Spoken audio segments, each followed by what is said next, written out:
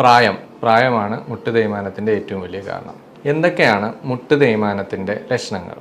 കൂടുതലും പേഷ്യൻസിന് നമ്മൾ ഒരു തേയ്മാനം, ഇപ്പോൾ കാൽമുട്ടിന് വരുന്ന തേയ്മാനം കാൽമുട്ടിൽ മാത്രമായിരിക്കില്ല, ബാക്കി സന്ധികളെയും ബാധിക്കും.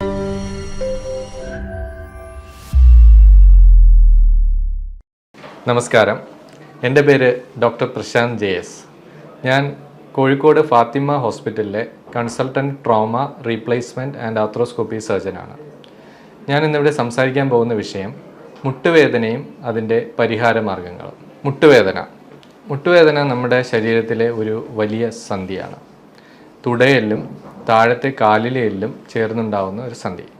അതിൻ്റെ മുന്നിലായി ഒരു ചിരട്ടയെല്ലും കാണപ്പെടുന്നു. തുടയെല്ലിനും നമ്മുടെ താഴെയുള്ള കാലിലെ എല്ലിനും ഇടയ്ക്ക് ഒരു തരുണാസ്ഥിയുണ്ട്. അതിനെ നമ്മൾ കാർട്ടിലേജ് എന്ന് പറയും. ഇത് എല്ലാം കൂടെ ചേർന്നതാണ് മുട്ട്, അതായത് കാൽമുട്ട്. അപ്പോൾ എന്താണ് മുട്ട് തേയ്മാനം? മുട്ട് തേയ്മാനം എന്ന് വെച്ചാൽ നമ്മുടെ ഈ തുടയെല്ലിലും കാലിന് ഇടയിലുള്ള തരുണാസ്ഥി തേഞ്ഞു പോകുന്നതിനാണ് സാധാരണ നമ്മൾ മുട്ട് തേയ്മാനം എന്ന് പറയുന്നത്. ഇതിൻ്റെ പ്രധാന കാരണങ്ങൾ ഏറ്റവും കൂടുതലായി കാണുന്നത് നമ്മളൊരു 10 പേരിൽ 3 പേർക്ക് സാധാരണ 50 വയസ്സ് കഴിഞ്ഞാൽ മുട്ട് തേയ്മാനം കാണാറുണ്ട്. അപ്പോൾ പ്രായമാണ് മുട്ട് തേയ്മാനത്തിൻ്റെ ഏറ്റവും വലിയ കാരണം. 2, ചെറുപ്പകാലത്തൊക്കെ ഉണ്ടാകുന്ന പരിക്കുകൾ, അതിൽ നമ്മുടെ കാർട്ടിലേജ് അല്ലെങ്കിൽ തരുണാസ്ഥിയിലോ മുട്ടിനകത്തുള്ള ലിഗമെൻറ്റുകൾക്കോ മുട്ടിലെ വാഷറായ മെനിസ്കസിനോ ഉണ്ടാകുന്ന പരിക്കുകൾ അവസാനം മുട്ട് തേയ്മാനത്തിന് കാരണമാകാം. പിന്നെ ഒന്ന് ഇൻഫെക്ഷൻ. നമുക്ക് മുട്ടിൽ എന്തെങ്കിലും അണുബാധ ഉണ്ടായിക്കഴിഞ്ഞാൽ അത് കാലക്രമേണ അണുബാധ പോയാലും നമ്മുടെ തരുണാസ്ഥി ദ്രവിച്ചു പോവുകയും അത് തേയ്മാനത്തിലോട്ട് മാറുകയും ചെയ്യുന്നു. പിന്നെയുള്ളത് വാതരോഗങ്ങൾ നമ്മൾ സാധാരണ ആമവാദം, സന്ധിവാദം, പിന്നെ യൂറിക് ആസിഡ് അങ്ങനെയുള്ള, അല്ലെങ്കിൽ ചിലപ്പോൾ ഉണ്ടാകുന്ന പനി, ചിക്കൻ ഗുനിയ അങ്ങനെ പോലുള്ള വാദങ്ങൾ അവസാനം മുട്ട് തേയ്മാനത്തിലേക്ക് മാറും. ഇങ്ങനെ 3-4 കാരണങ്ങളാണ് മുട്ട് തേയ്മാനം ഉണ്ടാക്കുന്നത്. ഇനി എന്തൊക്കെയാണ് മുട്ട് തേയ്മാനത്തിൻ്റെ ലക്ഷണങ്ങൾ?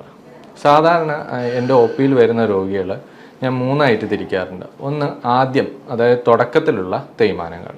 സാധാരണ ഒരു 40 വയസ്സ് 50 വയസ്സിനിടയിലാണ് തുടക്കത്തിലെ തേയ്മാനം കാണുന്നത്. രണ്ടാമത് കുറച്ച് ഒരു മിഡിൽ ഷേപ്പിലുള്ള, അതായത് മിഡിൽ സ്റ്റേജിലുള്ള തേയ്മാനം. മൂന്നാമത് സിവിയർ ആയിട്ടുള്ള തേയ്മാനം. അപ്പോൾ ലക്ഷണങ്ങളെന്ന് വെച്ച് കഴിഞ്ഞാൽ ആദ്യത്തെ സ്റ്റേജിൽ നമുക്ക് ചെറിയൊരു വേദന, അത് കൂടുതലും ഡിമാൻഡിങ് ആക്ടിവിറ്റീസ്, അതായത് സ്റ്റെപ്പ് കയറുമ്പോൾ അല്ലെങ്കിൽ നിലത്തിരിക്കാൻ, നമ്മൾ നിലത്ത് എന്തെങ്കിലും ഇന്ത്യൻ ക്ലോസറ്റ് ആയാലും അല്ലെങ്കിൽ നമുക്ക് എന്തെങ്കിലും പ്രാർത്ഥന അങ്ങനെ എന്തെങ്കിലും നിലത്തിരിക്കേണ്ട സ്ഥിതി വരുമ്പോൾ എഴുന്നേൽക്കുമ്പോഴുള്ള വേദന. അത് കഴിഞ്ഞ് നമ്മൾ കുനിഞ്ഞ് ചെയ്യുന്ന, അതായത് വെയിറ്റ് എടുക്കേണ്ടി വരുന്ന ജോലികൾ ചെയ്യുമ്പോൾ ചെറിയ വേദന, അല്ലെങ്കിൽ കുറേ ദൂരം നടന്നതിന് ശേഷം നമ്മൾ പിന്നെ വരുമ്പോഴത്തേക്ക് ഉണ്ടാകുന്ന വേദന. ഇതെല്ലാം നമ്മൾ രാവിലെ അധികം വേദന ഉണ്ടാവില്ല, അവസാനം നമ്മൾ വൈകുന്നേരം അടുക്കുമ്പോൾ ജോലിയൊക്കെ ഇങ്ങനെ ചെയ്ത് കുറച്ചൊരു ക്ഷീണമാകുമ്പോഴാണ് ഈ വേദന കാണപ്പെടുന്നത്. അത് കഴിഞ്ഞിട്ട് രണ്ടാമത്തെ സ്റ്റേജിലേക്ക് ആകുമ്പോഴത്തേക്കും നമുക്ക് തുടക്കത്തിൽ തന്നെ, അതായത് നമ്മൾ ഒരു കുറച്ച് നേരം രാവിലെ കഴിഞ്ഞ് കുറച്ച് നേരം ജോലി എടുക്കുമ്പോൾ തന്നെ കാല് ചെറുതായിട്ട് വേദന തുടങ്ങും. അത് ഈ പറഞ്ഞ ഡിമാൻഡിങ് ആക്ടിവിറ്റി അല്ലാതെ കുറച്ച് ദൂരം നമുക്ക് ഒരു 1 കിലോമീറ്റർ താഴെയൊക്കെ നടന്നു തുടങ്ങുമ്പോൾ തന്നെ ഈ വേദന കാണാറുണ്ട്.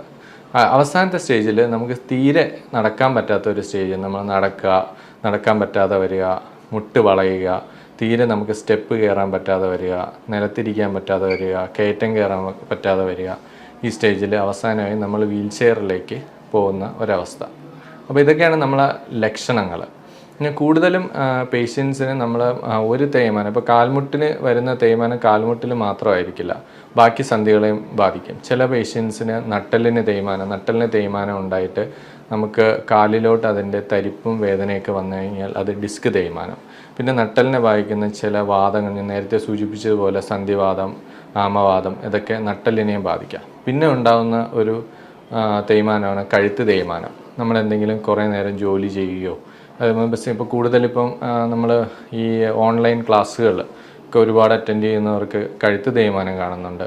അതുപോലെ തന്നെ നമ്മൾ ഈ കമ്പ്യൂട്ടർ വർക്കൊക്കെ ചെയ്യുന്ന IT ഫീൽഡ്, ബാങ്ക് ജീവനക്കാർക്ക് ഒരുപാട് പേര് നമുക്ക് കഴുത്ത് വേദനയായിട്ടൊക്കെ വരുന്നുണ്ട്.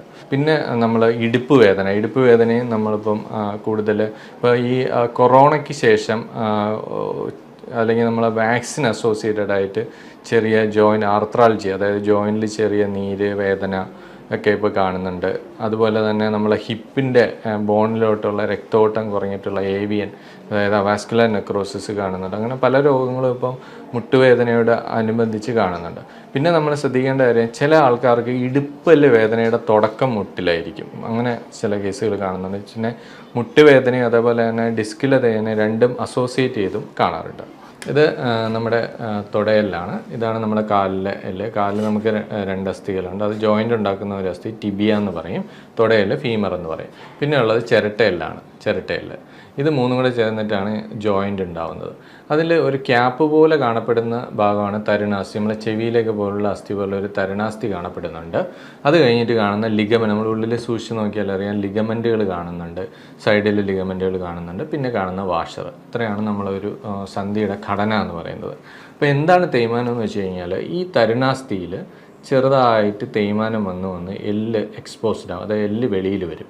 എല്ല് വെളിയിൽ വന്നു കഴിഞ്ഞാൽ പതുക്കെ എന്ത് ചെയ്യുമെന്ന് വെച്ച് കഴിഞ്ഞാൽ ചെറിയ വേദന, നമ്മളിങ്ങനെ നടക്കുമ്പോഴും ഓടുമ്പോഴും ഒക്കെ, അല്ലെങ്കിൽ നമ്മൾ കൂടുതൽ ഡിമാൻഡിങ് ഞാൻ പറഞ്ഞ ആക്ടിവിറ്റീസിൽ ഇവിടെ ഉരങ്ങി വേദന വരും.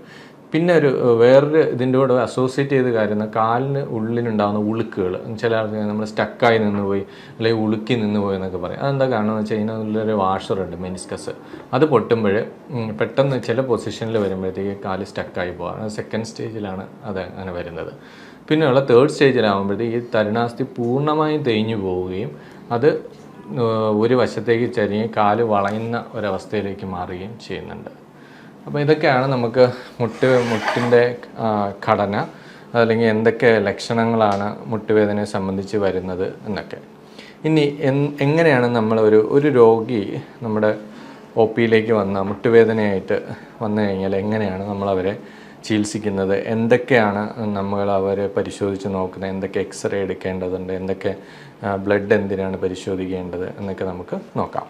അപ്പോൾ ഒരു പേഷ്യൻ്റ് നമ്മൾ മുട്ടുവേദനയായിട്ട് വന്നു കഴിഞ്ഞാൽ ആദ്യം നമ്മൾ അവരുടെ ഹിസ്റ്ററി, നേരത്തെ ഞാൻ പറയും എന്തൊക്കെയാണ് മുട്ടുവേദനയിലേക്ക് നയിക്കുക. എല്ലാ മുട്ടുവേദനയും തേയ്മാനമാണെന്നല്ല, ചിലപ്പോൾ നമ്മൾ ചെറിയ ക്യാൻസറുകൾ, നമ്മൾ എല്ലിനെ ബാധിക്കുന്ന ക്യാൻസറുകളും അല്ലെങ്കിൽ നമ്മുടെ സൈനോവിയത്തെ ബാധിക്കുന്ന സൈനോവിയൽ കോൺട്രോമാറ്റോസിസ് എന്ന് പറയുന്ന ചെറിയ പ്രശ്നങ്ങളൊക്കെ മുട്ടുവേദനയോടനുബന്ധിച്ച് വരാറുണ്ട്. അപ്പോൾ വരുന്ന പേഷ്യൻസിനെ നമ്മൾ ആദ്യം അവരുടെ കാരണങ്ങൾ ആരാഞ്ഞിട്ട്, എങ്ങനെയാണ് നിങ്ങൾ വീഴ്ചയുണ്ടോ അല്ലെങ്കിൽ നിങ്ങൾക്ക് വേറെ ഏതെങ്കിലും ജോയിൻ്റ് വാദത്തിൻ്റെ ലക്ഷണങ്ങളുണ്ടോ, എന്തൊക്കെ ചെയ്യുമ്പോഴാണ് വേദന എന്ന് നോക്കിയിട്ട് നമ്മൾ അവരെ ഒരു എക്സ്റേക്ക് വിധേയരാക്കാറുണ്ട്. എക്സ്റേ നോക്കുമ്പോൾ അതിൻ്റെ ഈ കാർട്ടിലേജിൻ്റെ തേയ്മാനം അനുസരിച്ച് അവരെ മൈൽഡ്, മോഡറേറ്റ്, സിവിയർ 3 ഗണത്തിൽ തിരിക്കാറുണ്ട്.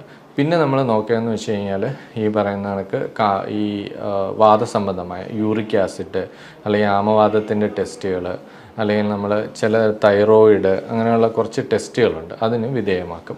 എന്നിട്ട് അതിൻ്റെ മൂലകാരണം നമ്മൾ മനസ്സിലാക്കിയതിന് ശേഷം പേഷ്യൻറ്റിനെ അടുത്ത ട്രീറ്റ്മെൻറ്റിലേക്ക് പോകാറുണ്ട്. ചില പേഷ്യൻസിന് ഈ വാഷർ, അതായത് ഉള്ളിലുള്ള വാഷർ ഇവിടെ ഉളുക്കുന്ന സന്ദർഭങ്ങളിൽ ചിലപ്പോൾ നമ്മൾ MRIയും ചെയ്യേണ്ടി വരാറുണ്ട്. അല്ലെങ്കിൽ നമുക്ക് ചില കേസുകളിൽ നമുക്ക് എക്സ്റേയിൽ എല്ലാ ഫൈൻഡിങ്ങും കിട്ടില്ല. അപ്പോൾ ലിഗമെൻറ്റിനോ അല്ലെങ്കിൽ നമുക്ക് കാർട്ടിലേജ് അല്ല എന്തെങ്കിലും ഇഞ്ചുറി ഉണ്ടോ എന്നൊക്കെ നോക്കാൻ വേണ്ടിയിട്ട് MRIയും ചെയ്യേണ്ടി വരാറുണ്ട്. അപ്പം ആദ്യ സ്റ്റേജ്, തുടക്കത്തിലുള്ള തേയ്മാനം എപ്പോഴും നമുക്ക് സർജറിയോ അങ്ങനെ അതിൻ്റെ ഒന്നും ആവശ്യമില്ല. നമ്മൾ അവരെ ചികിത്സിക്കുക. ഒന്ന്, ജീവിതശൈലി മാറ്റുക. അതായത് പ്രായമാകുമ്പോഴാണ് കൂടുതൽ, ഒരു 80% ആൾക്കാരും പ്രായമാകുമ്പോഴാണ് തേയ്മാനം വരുന്നത്. ജീവിതശൈലി എന്ന് പറഞ്ഞാൽ ഹൈ ഡിമാൻഡിങ് ആക്ടിവിറ്റീസ് ഒഴിവാക്കുക. അതായത് നിലത്തിരിക്കുന്നത് ഒഴിവാക്കുക, സ്റ്റെപ്പ് കയറുന്നത് എത്രയും നമുക്ക് കുറയ്ക്കാൻ പറ്റുമോ അത്രയും കുറയ്ക്കുക.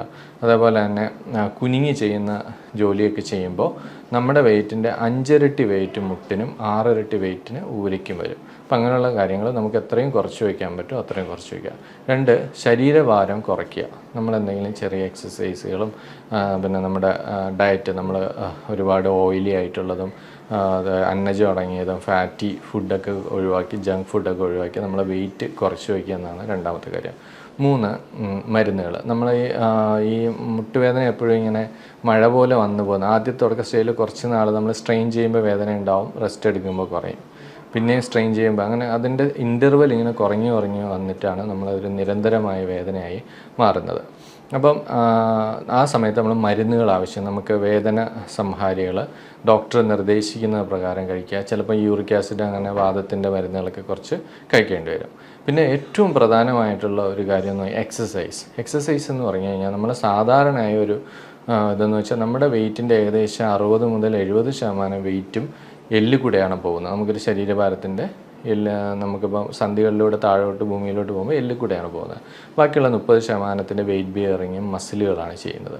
അപ്പോൾ നമ്മൾ എന്താ ചെയ്യുന്നത് വെച്ച് കഴിഞ്ഞാൽ മസിലുകൾ ബലപ്പെടുത്തുമ്പോൾ എല്ലിനിടയിലുള്ള പ്രഷർ കുറച്ചുകൊണ്ട് തേയ്മാനത്തിൻ്റെ വേദന കുറയ്ക്കുക എന്നുള്ളതാണ് അത് നമുക്ക് 2 രീതിയിൽ ചെയ്യാം. ഫിസിയോതെറാപ്പി എന്ന് പറഞ്ഞാൽ നമ്മൾ അവിടെ പോയിട്ട് ചൂടിൻ്റെയും അങ്ങനെയുള്ള അൾട്രാസൗണ്ട് തെറാപ്പി പോലുള്ള ചികിത്സകളുണ്ട്.